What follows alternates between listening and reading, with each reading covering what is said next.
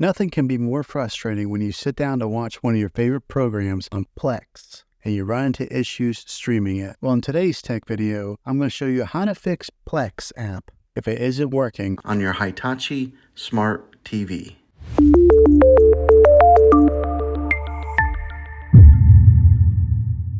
Let's see if we can fix your problems and get your Plex app back up and running as quickly as possible. The first one, it's the easiest one to try, and that's to unplug your TV from the wall outlet and wait 60 seconds. Now don't be impatient here.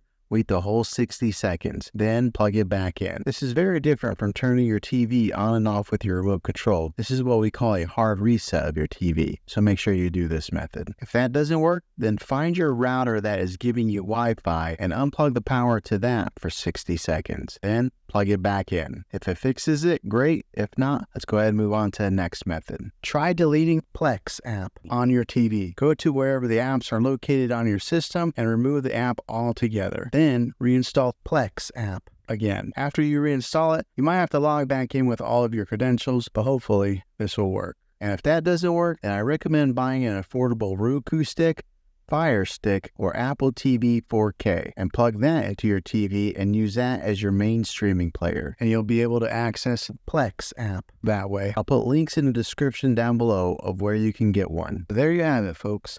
If this video was helpful, go ahead and click a thumbs up on it. Go ahead and subscribe to my channel. I make tech videos all the time, and I would love to have you back in the next one.